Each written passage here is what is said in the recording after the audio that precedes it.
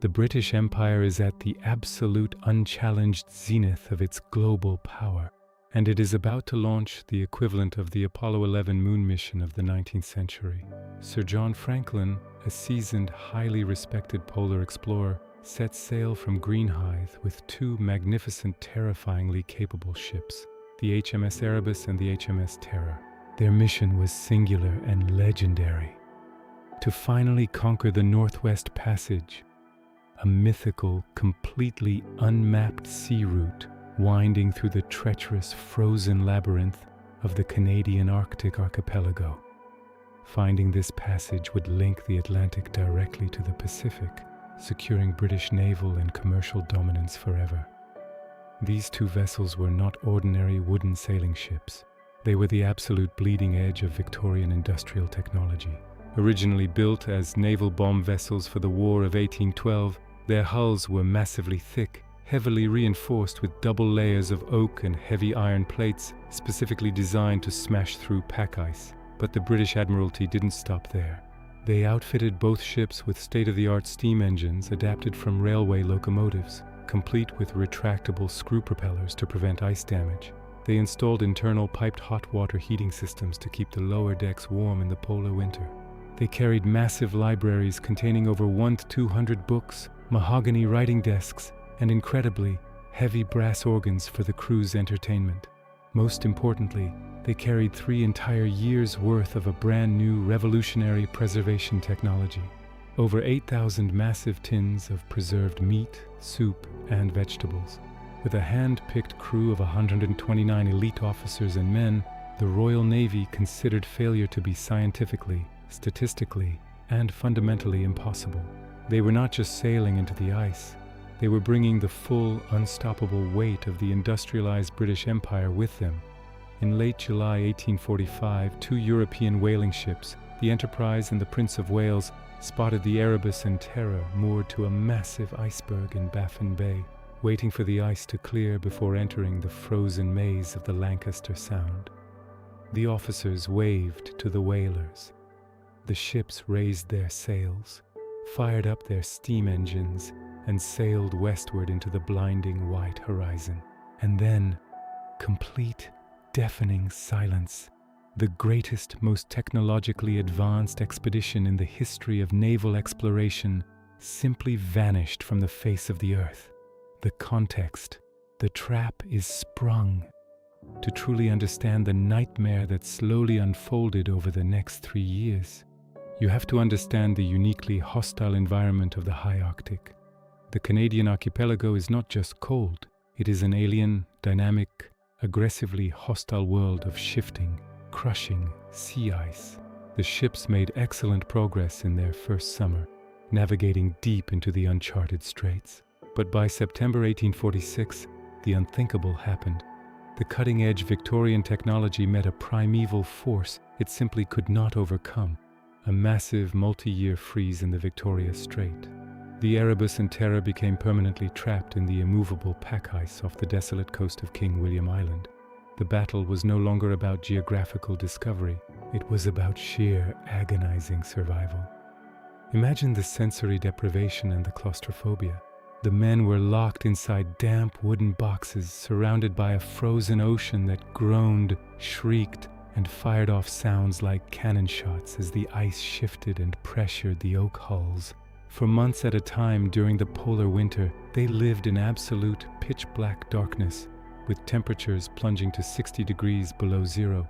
But the ice and the cold were not their most lethal enemies. The invisible killer was waiting in the ship's massive cargo hold. The revolutionary tinned food that was supposed to guarantee their survival was their ultimate doom.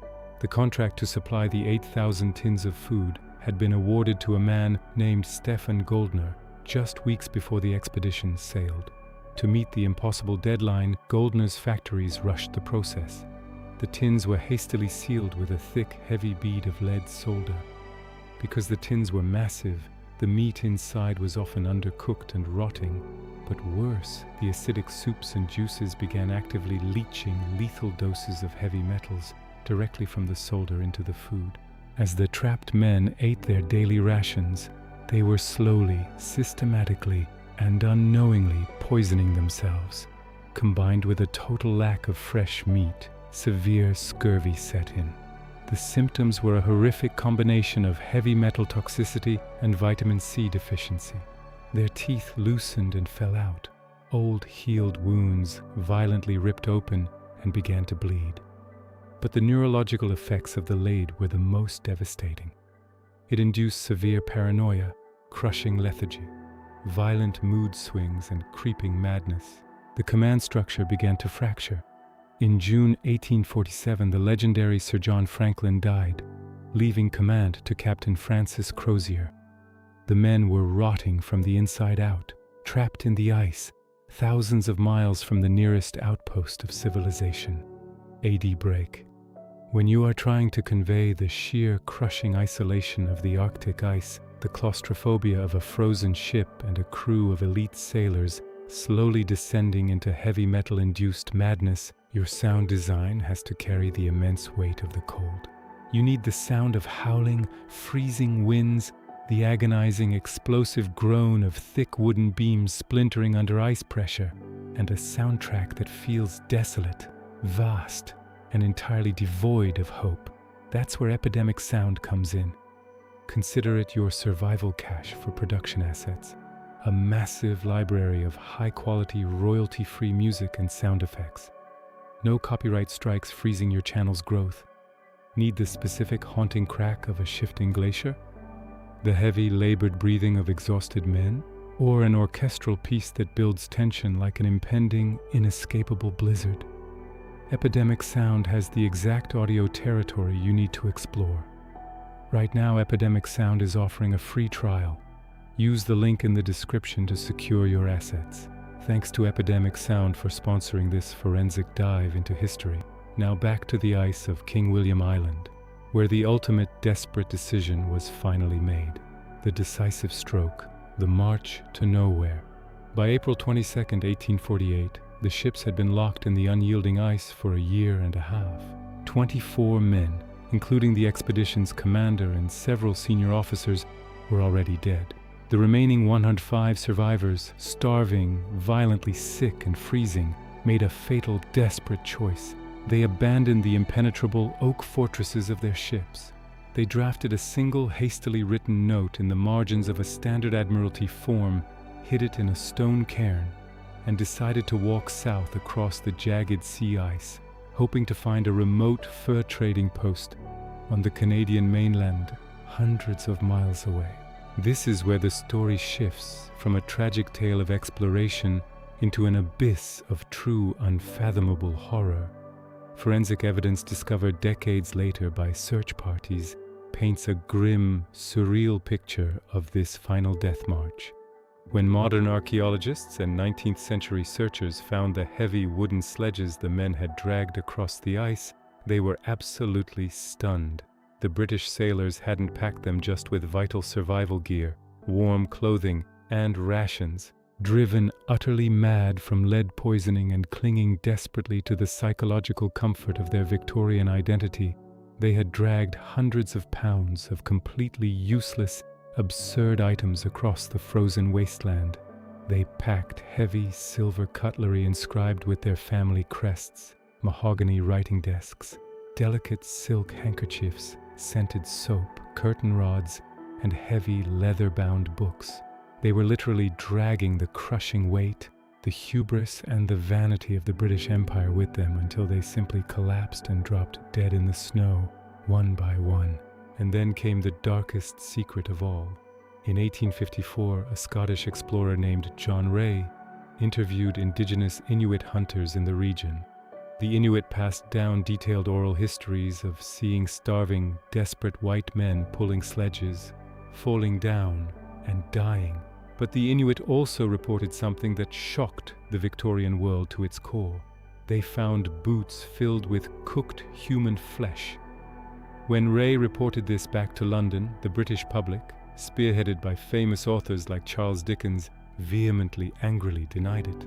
They claimed it was impossible for the elite, civilized Christian men of the Royal Navy to resort to such savagery. But modern forensic science proved the Inuit right. Cut marks found on the cracked, boiled bones of the fallen crewmen recovered from King William Island confirmed the ultimate taboo. In their final maddening days of extreme starvation, the disciplined men of the Royal Navy had turned to cannibalism to survive just a few more agonizing days. The revelation. The revelation of the Franklin expedition is not just a story about nature being brutal. It is a haunting, permanent lesson on the fatal, blinding danger of imperial hubris. The British Admiralty believed that because they had superior industrial technology, massive steam engines, and rigid naval discipline, they could simply muscle their way through the Arctic. They arrogantly refused to learn from the indigenous Inuit people, who had thrived in that exact brutal environment for millennia. The Inuit survived by wearing highly insulated animal skins, building aerodynamic snow shelters, and eating fresh, raw seal and caribou meat to stave off scurvy. The British instead wore tight wool uniforms, slept in canvas tents that froze solid, and ate poisoned processed food from a factory in London. The rotting wrecks of the HMS Erebus and Terror, finally discovered at the bottom of the Arctic Ocean in 2014 and 2016, are monumental tombstones to the arrogance of an era. The expedition failed because they tried to fight the Arctic instead of adapting to it. The frozen silence that swallowed 129 men stands as a permanent, chilling reminder. No matter how thick your iron armor is, no matter how advanced your engines are, and no matter how highly you think of your own civilization, when you challenge the absolute, unforgiving extremes of the natural world with pure arrogance, the ice always wins.